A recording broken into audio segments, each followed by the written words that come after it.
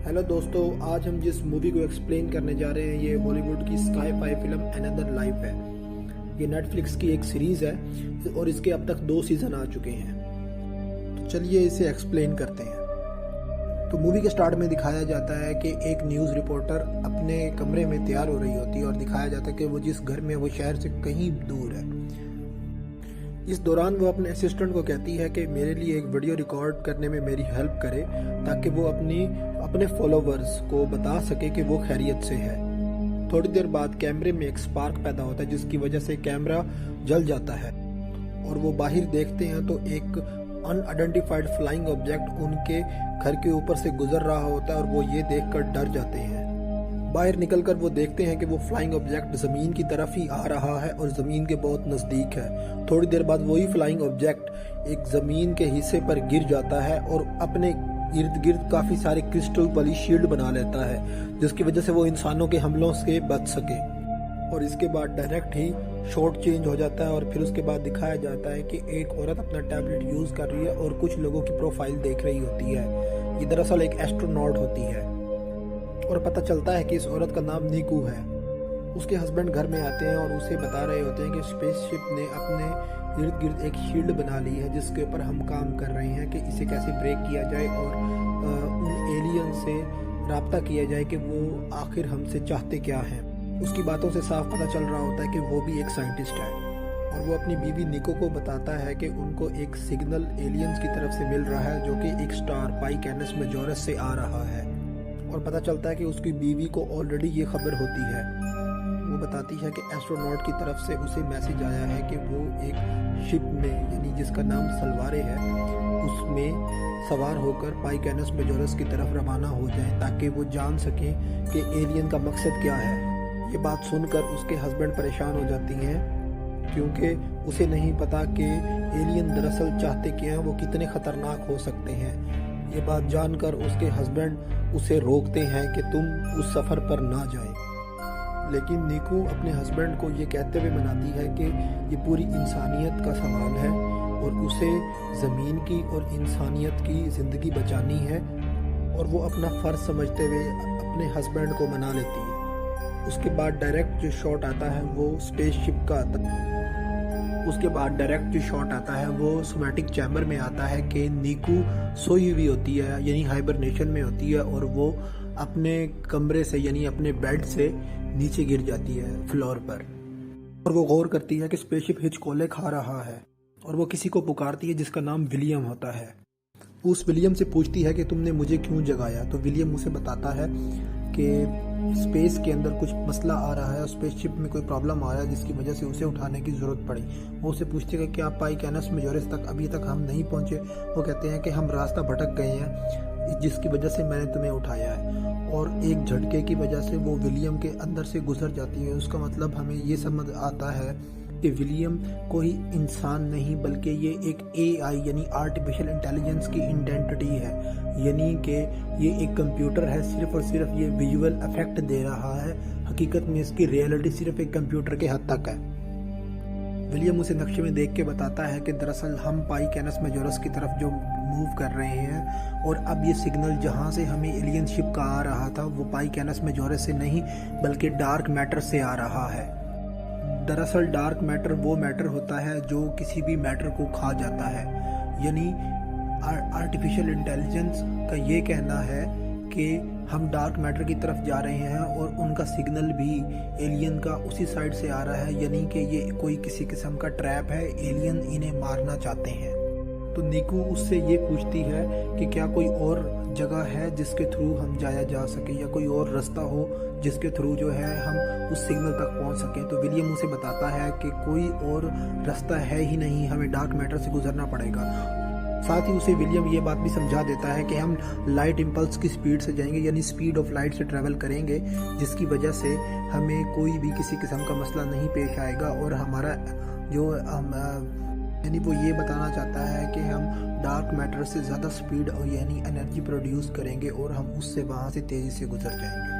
फिर उसके बाद वो कॉकपिट वाली साइड पर जाती है और वहाँ से अर्थ का नज़ारा करती है। उसके बाद अर्थ पर नीकू के हस्बैंड को दिखाया जाता है जो अपनी बेटी जैना को स्कूल छोड़ने जा रहा होता है और उसकी बेटी उससे नाराज़ होती है। वो बार बार अपनी माँ के बारे में पूछ रही होती है, लेकिन उसका बाप उसे कोई जवाब नहीं दे रहा होता। उसके बाद उसका बाप उसे समझाता है कि तुम्हें परेशान होने की ज़रूरत नहीं है, तुम्हारी माँ 1 महीने के अंदर वापसी ज़मीन पर आ जाएगी। उसके बाद डायरेक्ट शॉट सलवारे की तरफ आता है और दिखाया जाता है कि सिर्फ निकू नहीं, अब एक पूरा क्रू निकू के साथ है जो कि जाग चुका होता है स्पेसशिप में।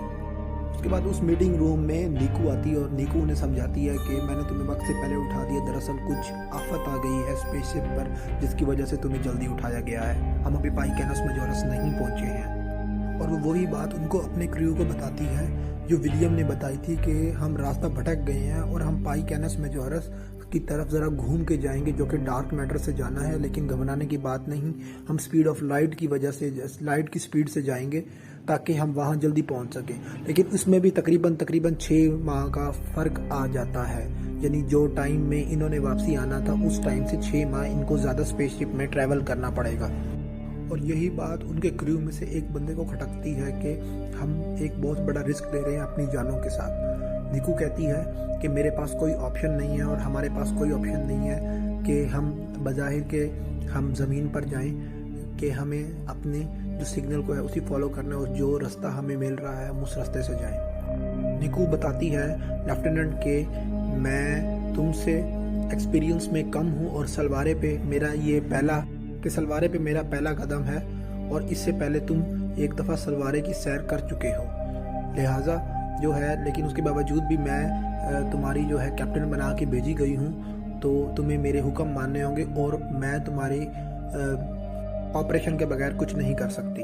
इसके बाद डायरेक्ट शॉट ज़मीन की तरफ आता है और उसके निकू के हस्बैंड उस स्पेसशिप जिसके इर्द गिर्द लाखों करोड़ों के क्रिस्टल्स बने हुए होते हैं उसकी तरफ गौर से देख रहा होता है कि ये एक्चुअली क्या चीज़ है और इसको कैसे ब्रेक करके हम अंदर जा सकते हैं। दरअसल ये भी एक साइंसदान होता है और इसे साइंसदानों ने इसके ज़िम्मे लगाया होता है कि तुम इस स्पेसशिप के एलियन से रब्ता करो कि वो उनका ज़मीन पे आने का मकसद क्या है और वो हमसे क्या चाहते हैं।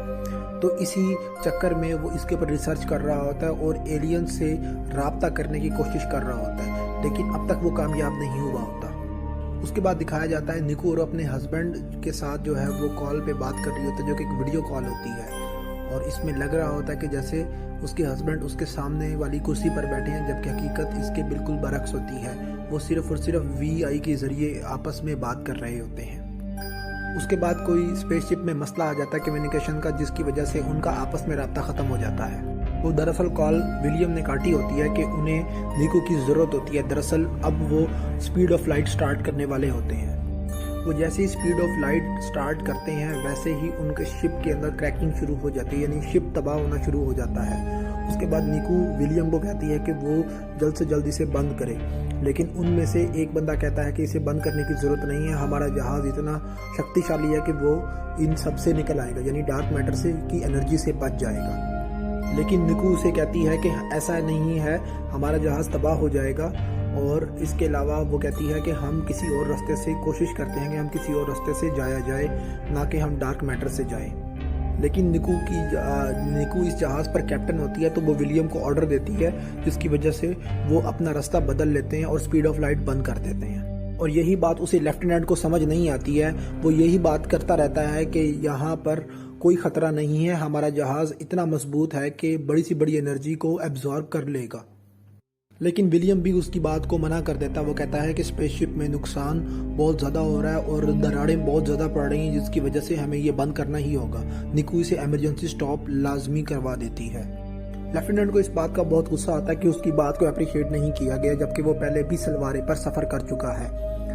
और वो आहिस्ता आहिस्ता क्या करता है कि सब लोगों को इकट्ठा करके, जहाँ पर निकू नहीं होती वहाँ पर सब लोगों को इकट्ठा करके उनको कहता है कि मैं तुम्हारा कैप्टन हूँ और मुझे ज़्यादा सलवार का एक्सपीरियंस है, तो लिहाजा निकू की बात ना समझी जाए बल्कि मेरी बात को फॉलो किया जाए। हमें जो है दूसरे रास्ते से नहीं और इसी रास्ते से डार्क मैटर से ही एंट्री लेनी चाहिए। इससे हमारा टाइम बच जाएगा, हमारे खाने पीने का राशन बच जाएगा और हम बहुत जल्दी ज़मीन पर वापसी पहुंच जाएंगे। तो इस तरह करके वो सारे लोगों को अपनी बात मनवा लेता है। उसके बाद कुछ क्रू मेंबर जहाज़ की मेंटेनेंस में लग जाते हैं और जहाँ जहाँ कोई तोड़ फोड़ का अमल हुआ होता है वो उसे ठीक कर रहे होते हैं। फिर उसके बाद निकू अपने घर वालों से बात करती है और ख़ासतौर पर अपनी बेटी और अपने हस्बैंड से, और उन्हें यही कहती है कि मैं अपने टाइम पर ही तुम ज़मीन पर पहुंच जाऊंगी। अगले दिन ज़मीन पर निकू का हस्बैंड फिर ट्राई करता है कि वो स्पेसशिप से रब्ता कर सके। वो एक सॉन्ग प्ले करता है और अल्ट्रासाउंड वेव के थ्रू वो उनकी स्पेसशिप की तरफ वो म्यूज़िक के को एम्पलीफाई करके भेजता है और उसी टाइम स्पेसशिप के अंदर से वही म्यूज़िक बजना शुरू हो जाता है। यानी पहली बार वो कामयाब हुआ होता है कि उसे स्पेसशिप ने पहली दफ़ा रिस्पॉन्स किया। उसके बाद डायरेक्ट सलवारे का ही शॉट दिखाया जाता है। विलियम और निकू आपस में बात कर रहे होते हैं और ये दिखाया जाता है कि विलियम और निकू आपस में काफ़ी अटैच हैं और एक दूसरे को दोस्तों की तरह चलते हैं। और दिखाया जाता है कि आर्टिफिशियल इंटेलिजेंस बहुत ही ज़्यादा इंटेलिजेंट है और बहुत ज़्यादा एडवांस है। वो हर मामले में सलवारे और अपनी टीम को बचाने के लिए कोशिश कर रहा होता। इसी दौरान लेफ्टिनेंट आता है निकू के पास और उसे कहता है कि हम गलत कर रहे हैं, हम दूसरे रास्ते से जा रहे हैं जो कि बहुत ज़्यादा दूर पड़ेगा और हम इस रास्ते से नहीं जा सकते। इसमें तकरीबन 4 से 5 साल हमें लग जाएंगे और इतना हमारे पास राशन नहीं है, हम इतना टाइम सर्वाइव नहीं कर सकते। और निकू से कहती है मेरे पास कोई ऑप्शन नहीं है, हम पहले भी इस पर बात कर चुके हैं, मैंने अपना डिसीजन ले लिया है और अब हम डार्क मैटर के थ्रू नहीं जाएंगे। और लेफ्टिनेंट को फिर उस पर गुस्सा आता है। वो कहता है कि मैं पहले भी इस जहाज़ पर सफ़र कर चुका हूँ और मुझे इस जहाज़ की मजबूती का तुमसे ज़्यादा पता है। निकू ये बात बताती है अगर ऐसी बात होती तो एस्ट्रोनॉट तुम्हें कमांडर चुनते, मुझे ना चुनते। अब वो लेफ्टिनेंट अपने क्रू को तो साथ मिला ही चुका होता है निकू के खिलाफ, तो वो क्या करता है कि निकू के ऊपर हमला करता है और उसे एक नींद का इंजेक्शन लगा देकर उसे स्टोमेटिक चैम्बर में रख देता है ताकि निकू सो जाए। उसके बाद वो डार्क मैटर के पास वाली साइड से निकलता है और विलियम को कहता है कि मैं इस टाइम लेफ्टिनेंट हूँ, सब लोगों ने मुझे कमांडर चुन लिया है, तो तुम ऐसा करो कि डार्क मैटर के पास जाओ और वहाँ पर जाकर स्पीड ऑफ लाइट स्टार्ट करो।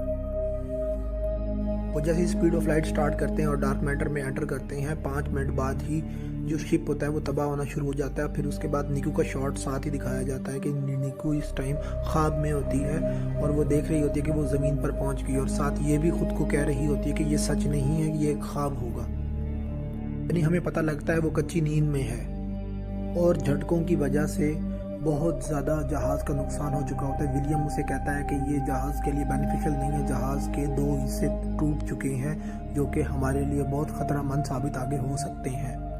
अब निकू कच्ची नींद में होती है जिसकी वजह से वो हिचकोले खाने की वजह से गिर जाती है और फिर जैसे ही गिरती है उसको आँख उसकी खुल जाती है और फिर वो फौरी इंजन रूम में पहुंच जाती है। इंजन रूम में पहुंचते ही वो लेफ्टिनेंट को वो बुरा भला कहती है और उससे कहती है कि तुम ये गलत कर रहे हो कि सलवार जहाज़ इतना मजबूत नहीं है जितना तुम इसे एस्टिमेट कर रहे हो। और साथ ही वो स्पीड ऑफ लाइट बंद करवा के डार्क मैटर से बाहर निकल आती है। अब निकू सबको कहती है कि तुम जहाज़ की मरम्मत करो और सब लोग उसको बुरा भला करते हैं, लेफ्टिनेंट को बुरा भला करते हैं, बल्कि उसको कैद कर लेते हैं। लेकिन वो फिर भी किसी तरह बच आता है। जैसे ही निकू इंजन रूम की तरफ बढ़ रही होती है, मशीन्स की तरफ, वहाँ पर लेफ्टिनेंट आ जाता है और निकू को कहता है कि तुम मुझसे ज़्यादा एक्सपीरियंस नहीं हो सकती, मैं तुमसे ज़्यादा एक्सपीरियंस हूँ। निकू उसकी बातों का कोई जवाब नहीं देती है। अब वो निकू पर हमला करने की कोशिश करता है और कुछ पेन ड्राइव जैसा उठा लेता है। तो जैसे ही वो निकू के पास जाता है, निकू पर हमला करने से पहले निकू उसके इरादे भांप लेती है और उसे एक किक मारती है जिसकी वजह से वो एक इलेक्ट्रिसिटी शॉक में फंस जाता है और वहाँ पर उसकी डेथ हो जाती है। और यहीं पर सीज़न 1 एपिसोड 1 का एंड हो जाता है। अनदर लाइफ का एपिसोड नंबर 2 सीज़न 1 का देखने के लिए हमारे चैनल को सब्सक्राइब करें और जल्द ही एपिसोड 2 भी मैं लेकर आ रहा हूँ।